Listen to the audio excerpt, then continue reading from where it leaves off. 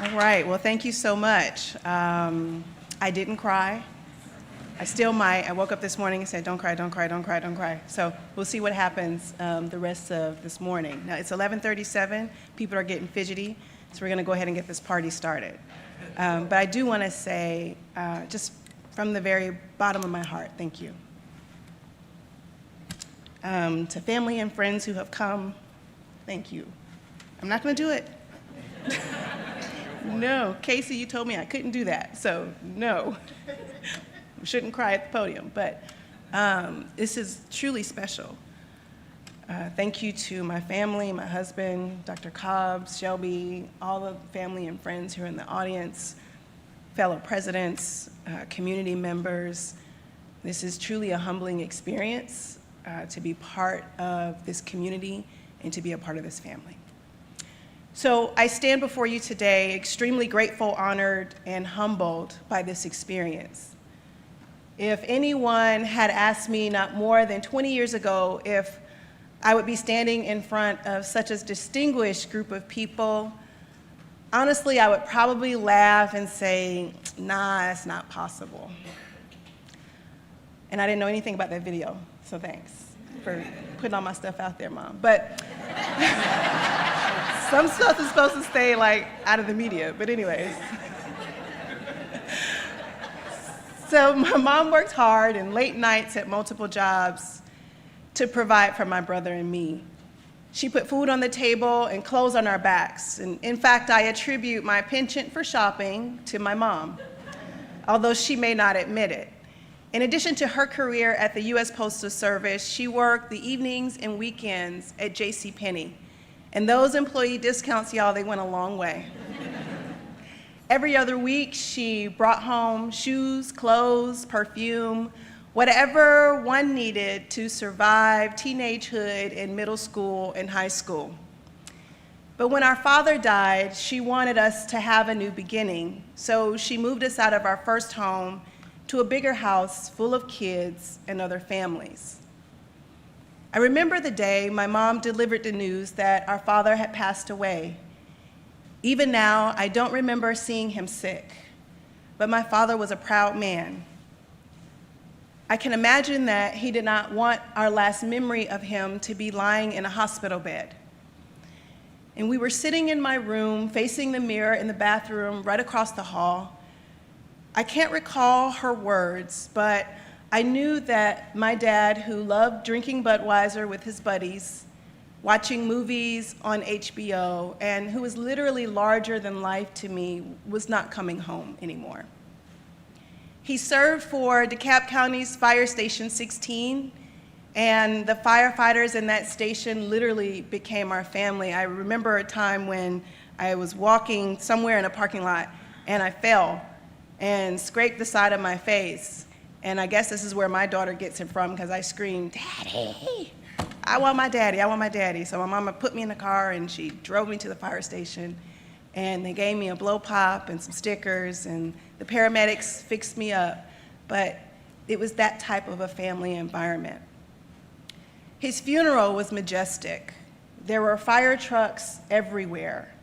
And to 6-year-old me, the ladders nearly reached the heavens. Daddy wanted his casket, though, on the back of the fire truck, but he was too tall to make that happen. But as we walked into the church, the firefighters, they lined up the aisles and they stood still and saluted our family, and my mother received the American flag. I, however, couldn't bear to see my daddy lying in the casket, so again, I started screaming, and someone picked me up and took me out of the church. Those are the memories that stay with you for a lifetime. Watching my mother go through that process, I honestly can't remember seeing her cry. She was always so strong, and she provided for us without complaint. When my brother began to make some irregular decisions, I remember my godmother, Miss Ruby, always coming over to help my mother and to ease the pain. I also remember Dr. Woods coming to the house on several occasions to pray with the family that my brother would come home or that the judge would be lenient with his sentence. And after maybe the third or fourth time, I decided I never wanted to see my mom worry about me. I never wanted her to cry because of me. So I buckled down, turned in all my homework, joined every honor society I could find. And while I may have skipped class every now and then, like 17 times to be exact, y'all, she found my report card like 20 years later, and she called me about it, and I was like, what? I still managed to achieve close to a 4.0 GPA in high school. So for the HCC students in the room today in Lyric, and Izzy and Imani, the key to getting away with it is to deny it as much as you can until you're 37 years old and your mom finds your report card in an obscure box in the garage. But although I may have skipped class, I still managed to attend college on an early admission scholarship. There was no such thing as dual enrollment at that time, at least in Stone Mountain, Georgia. And the great Dr. Humphreys, who I later learned was a mentor to UMBC's Dr. Rabowski, was touring southern cities at the time and handing out money to encourage honor students to attend the great Florida Agricultural and Mechanical University.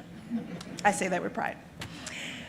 The day, though, that I received my scholarship, my mom was sick with an allergic reaction to something she ate. She could barely walk, but she got on the train and came all the way down to downtown Atlanta to see me. And this is just another example of my mom always having my back, being determined that I would not have the experience that she was not able to have. So when my high school counselor told me that I could not accept the scholarship to attend FAMU a year early, y'all saw that Christian woman in that video? She was not going to accept it. She came to my rescue. She marched me up to DeKalb County Superintendent's office and appealed to the assistant superintendent. And I just imagined that she was reliving her own experiences as the oldest of 8 children who grew up in rural Georgia. She was poor, and her school counselors refused to give her any college guidance, although she graduated at the top of her class. But because she was from a poor Black family, she was denied that opportunity through no fault of her own. So I entered FAMU in 2002, 1 year before my official graduation year in 2003, and I had a good time. I did, my freshman year. The trombone was my life, and so were the parties. And I had such a good time that I got pregnant and had my daughter at 19 years old. But the important part is that my mother never let me feel like I was less than. The only thing that she asked, or rather demanded of me, after she said she wasn't paying for my tuition anymore, was she told me to finish school. So when I had Lyric, and this is what happens to the students in the audience, that's why you need to keep the baby making stuff to like way later in life, especially if you want to keep your parents' attention for a while. Because all of my mom's attention went to our little chocolate drop Lyric. I became non-existent. Mom would drive down almost every month to bring me meat to put in the freezer and teach me how to make crock pot meals because I couldn't afford to feed us.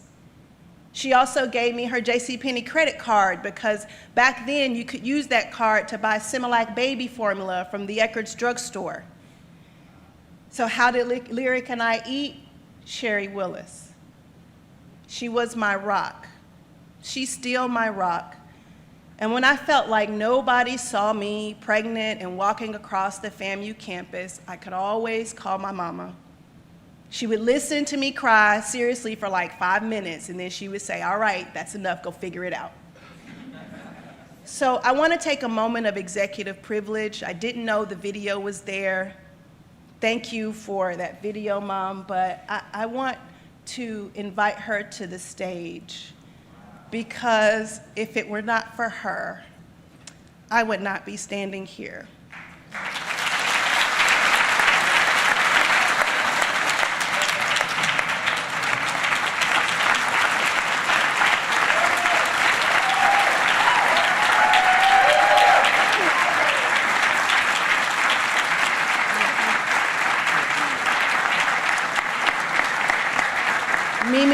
you for loving me, for teaching me to have tough skin, to suck it up and keep moving forward. And though I never wanted you to worry about me, I now know that's impossible to do when you are charged with raising a child. Thank you for believing in me and for paving the way. I love you.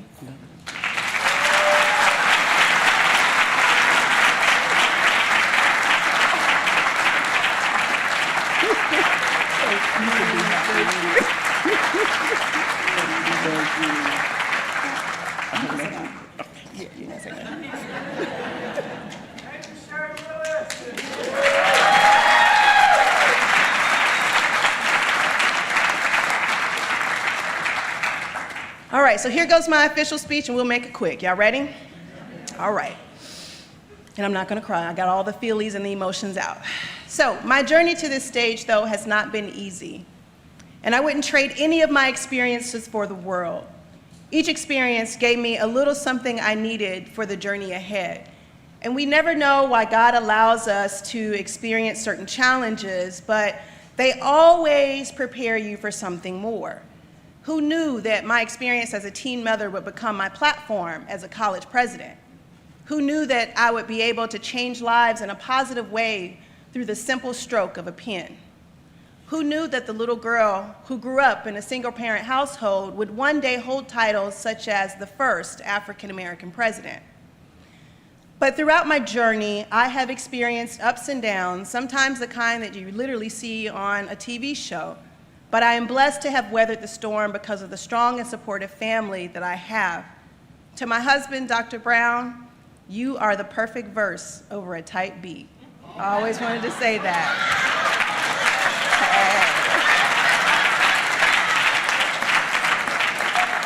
I'm married. Is it okay if I say I'm gonna see you tonight, babe? He holds down the fort at home even when he's outnumbered. So, Lieutenant Governor, yep, by our 3 rambunctious children, while flourishing in his own right as a published author and professor of business. To my darling Lyric, the one who has seen me grow into this moment, but has always had her share of struggles because of my own dreams.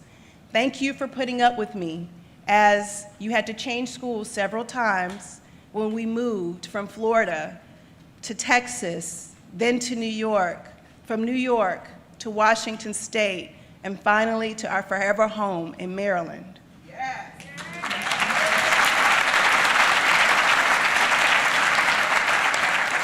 You were the reason I got my act together. And when you were born, I made a promise to you that day that you would never see me as nothing. And I hope my journey inspires you and your brother and sister to chase your dreams. To my Izzy and Imani, I can't imagine living life without you. And it is my honor, though, everyone, to serve this community as the 5th president of Howard Community College. As we celebrate 52 years of impeccable service to this community, I want to also express my appreciation for those who have come before me and laid such a solid foundation upon which this college stands.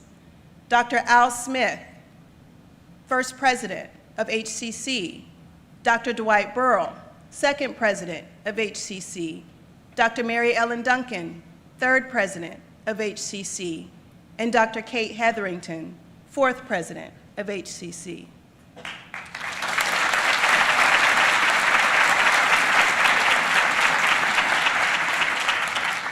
Each of you have a legacy of determination, a vision of moving forward, and a heartfelt love for this amazing community. Thank you for your devotion to our college employees and our students. I also want to express my gratitude to members of the Board of Trustees for selecting me in a search process that yielded more than 50 stellar candidates, all vying for the opportunity to lead this great institution. Chair Marasco and Vice Chair Keller, it has been my honor to work with you and the trustees. To our federal and state elected officials, the county executive, county council, thank you for providing the necessary funding to support this amazing college. And to our faculty, staff, and students, what a joy this place has brought to our family. I want to take a moment to thank you all because you have meant so much to me in this time that we've been here. Thank you all for welcoming us with open arms.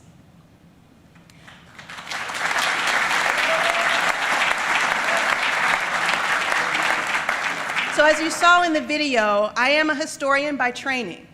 After earning my degree in history education and attending one student teaching session, I see you over there, Dr. Martorano, I wanted you to hear this part.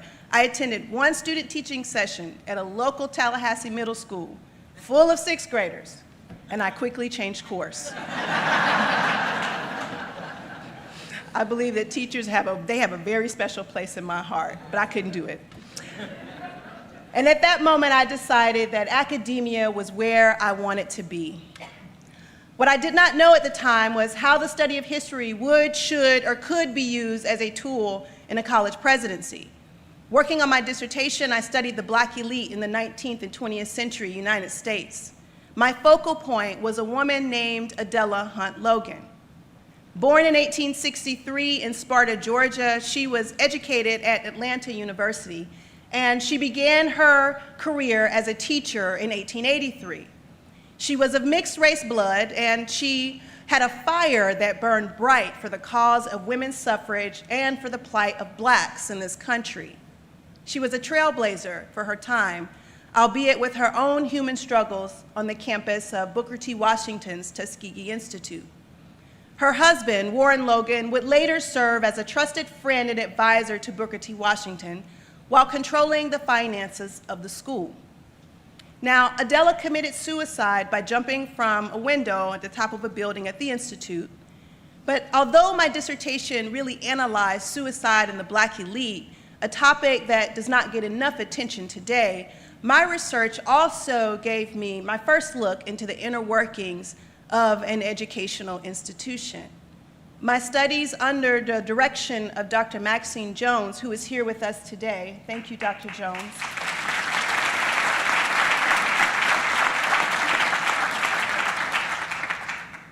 My study made it ever so clear the struggles everyday African Americans endured following the Civil War, just to learn the 3 R's: reading, writing, and arithmetic.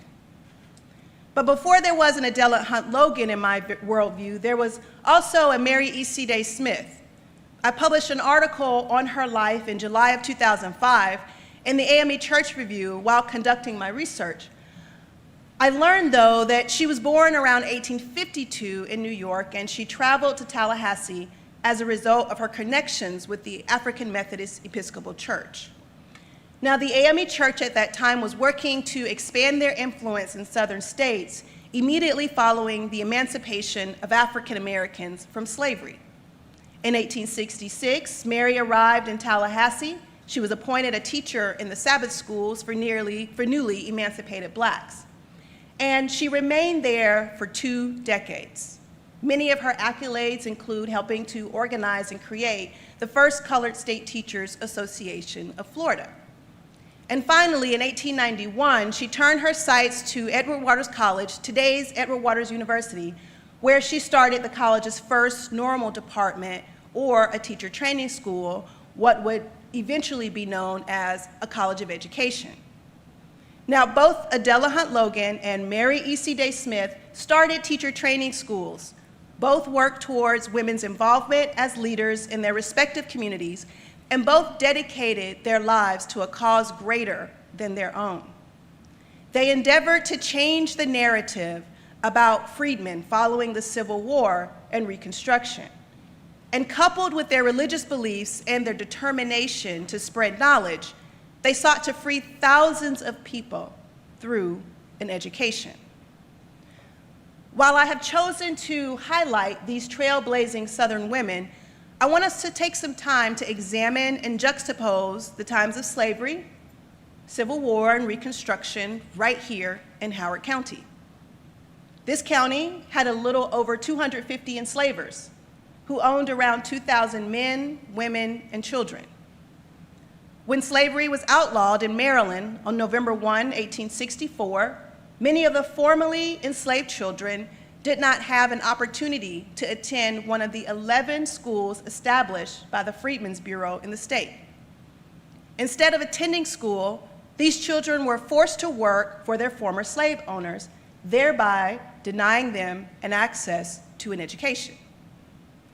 Now, while this is occurring, the 15th Amendment was passed, giving every U.S. male citizen the right to vote. And an assault on black voters occurred at the polls on November 4, 1879 in Elkridge, Maryland. At least 100 men fired into the crowd, seriously wounding 2 citizens who merely showed up to cast their votes.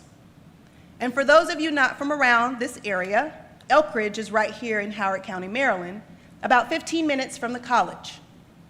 These types of tactics continued in the county for the next 30 years. If we compare this experience to what we see today in our elections, I hope we can all recognize that the intent to suppress the vote remains a present-day issue.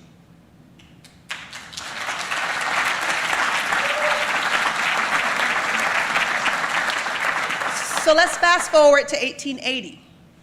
The state of Maryland finally funds the first school for black children in Howard County, the Ellicott City Colored School.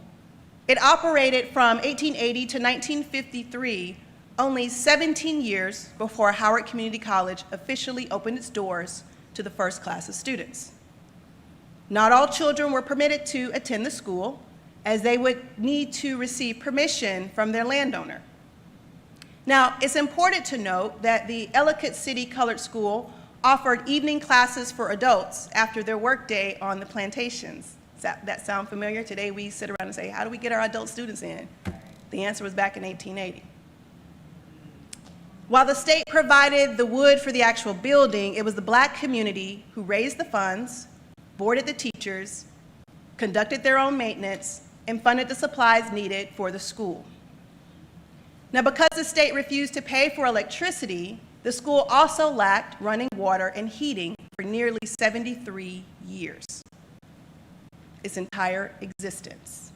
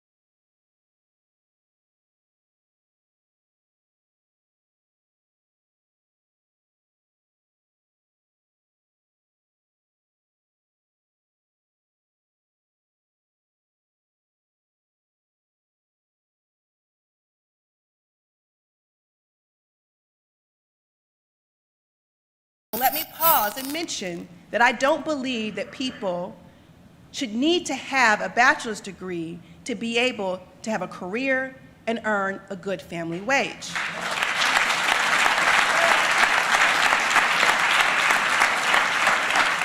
The problem that's highlighted in this report is if they wanted a bachelor's degree, they don't have access to it. The report also highlights disparities in health outcomes, such as black women are 5.3 and 3.6 times more likely to receive late or no prenatal care compared to white women. And they are 2.3 times more likely to experience an infant death, right here in Howard County. Black residents are also twice as likely to be diagnosed with diabetes compared to white residents. And in terms of home ownership, 15.1% of Black applicants, 13.2% of Hispanic applicants are denied home loans in comparison to only 5.1% for white applicants. And Asian applicants are at an 11.2% home loan denial rate. This report also highlights systemic racism using data, because the numbers didn't come from anywhere. They have been with us in every city in America from the time the colonies were created to the development of indentured servitude, which morphed into slavery, all the way to the Civil War, Reconstruction, the turn of the century to 2022. Now, some of you may be wondering, though, how does this lesson relate? History lesson, sorry, Dr. Jones. How does this history lesson relate to Howard Community College and where we stand today? But my question for the audience, my question for our elected officials, business leaders, faculty, staff, students, community members, and our partners is how far has the Jim Rouse experiment gone?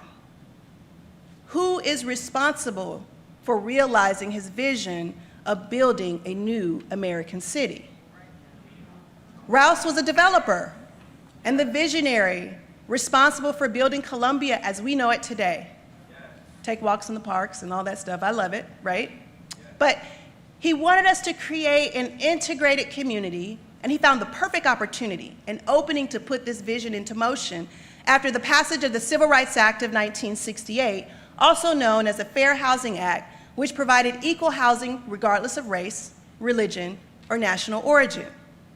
To put it into further context, we couldn't get equal access to housing because it took 104 years after slavery was outlawed in Maryland to make it happen. So when we talk about advancement and climbing the social ladder, when our newscasters pontificate on the ability people should have to move out of the cycles of poverty, they are literally forgetting that folks are 100 years behind those who own the land and those who were forced to work on it instead of getting an equal access to an education. So when we talk about those equity gaps, those phrases that we use in higher ed, we should not be blaming people for their station in life. We need to look at institutional performance gaps and not equity gaps. We need to look at what can we, as an institution, do better to serve people who have historically been denied access and opportunity.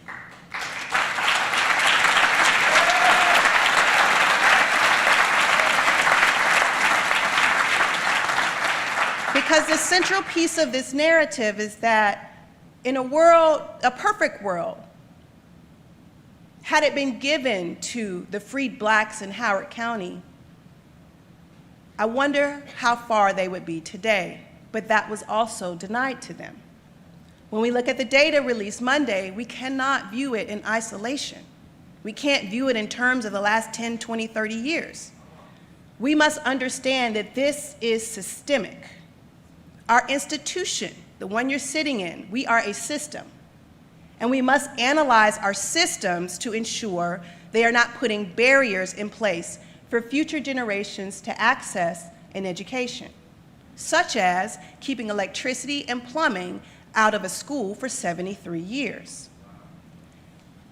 So fast forward to 1946, when the Truman Commission gathered to discuss higher education for American democracy. Members of the commission already knew the power of a higher education. They understood that an educated community was vital if we wanted to keep our democracy alive and well. So why not place junior colleges, as we were once called, right here within the community? Now, I dare say that the examples of that community support came from freedmen during Reconstruction, as was the example provided by the Ellicott City Colored School. But for the first time, the Truman Commission brought the topic of higher education onto a national stage. Today, people are questioning, though, the value of a college degree, but in the 1940s, there was no question as to its usefulness. I argue, though, that today's questioning is merely another method or tool used to dissuade people of color from pursuing a degree, a skill, or certificate that will help them break the cycle of poverty for future generations.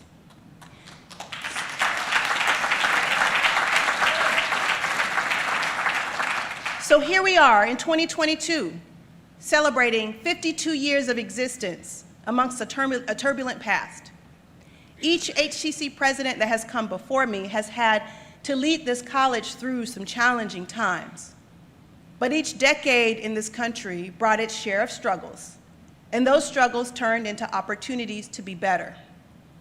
In his letter to America before he passed, John Lewis said, "Democracy is not a state.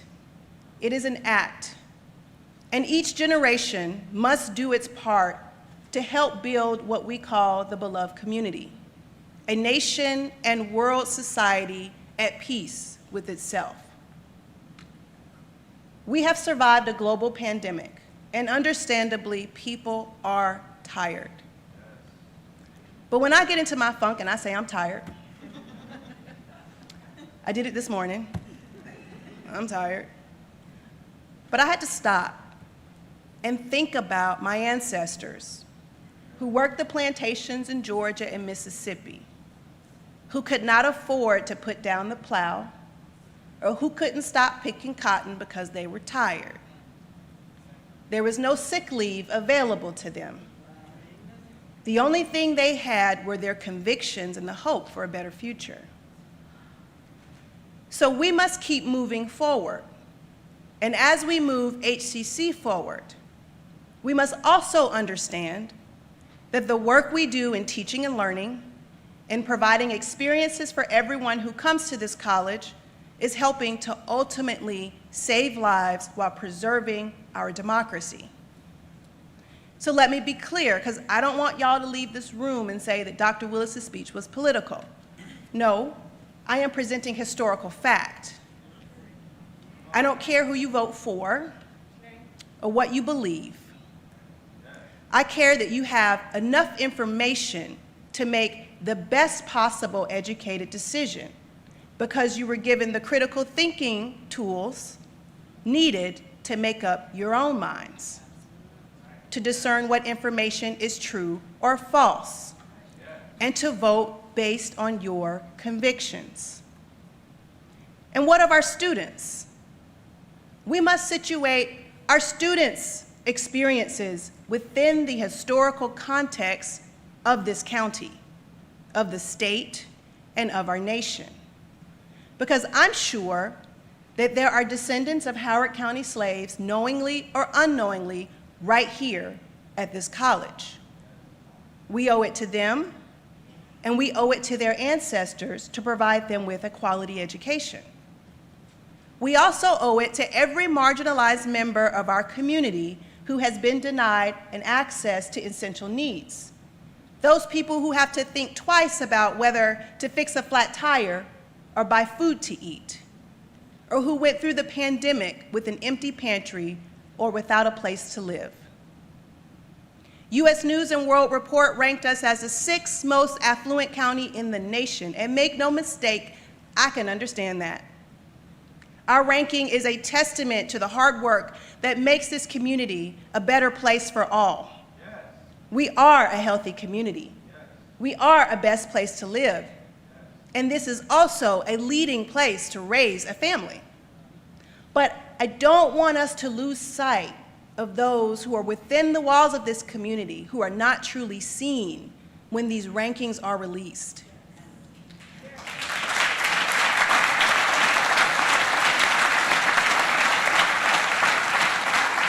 Howard County is wonderful, and living here gives me hope for a better future despite our past. And trust me, I drank the Kool-Aid.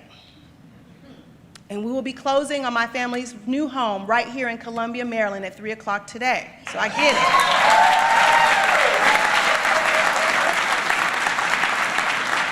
it. So when y'all ask me if I'm staying, this is forever home.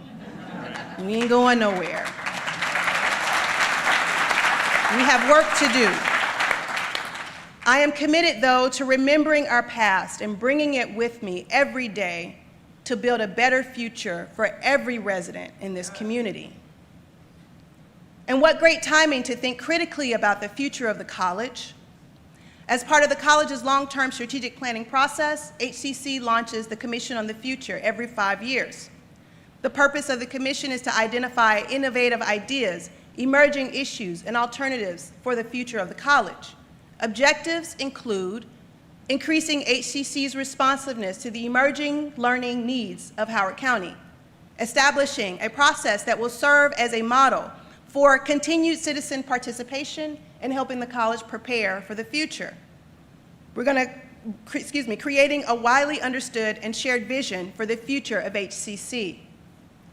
Promoting an understanding of the mission of HCC. This commission kicks off today with 5 task forces: building a skilled trades workforce, offering early pathways to college and careers, supporting career advancement and change, innovation, and fostering community. And just as a note, on yesterday, we received word that we are getting $2 million from the Collard Foundation to support us with early pathways to college.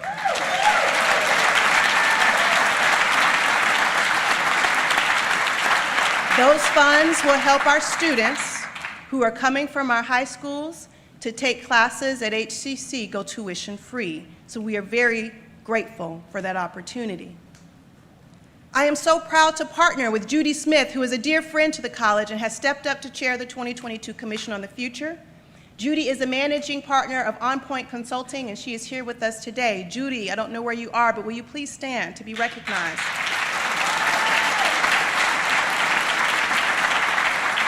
Also with us today are the chairs of the task forces. Please stand as I call your names. Hold your applause as I get through the 5 names, please. Laura Bacon, Nick Barrick, Dwight Carr, Beta Dayhoff, and Kimberly Prescott. Please join me in thanking them.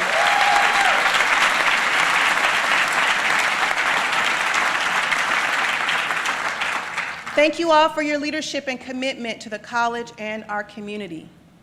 Over the next couple of months, task force members will explore HCC's current practices and discuss new possibilities for the college. The work concludes in December, and the report will be given in January 2023 to the college community, which includes recommendations for action. I look forward to hearing your recommendations in the context, though, of the history I've highlighted today. So we're also going to end on a high note, because I know this is some heavy material, but I just couldn't walk away from this opportunity to really get us to understand what's at stake. But on Wednesday evening at the State of the County address, County Executive Ball announced $3.5 million in scholarship funding to support students at Howard Community College.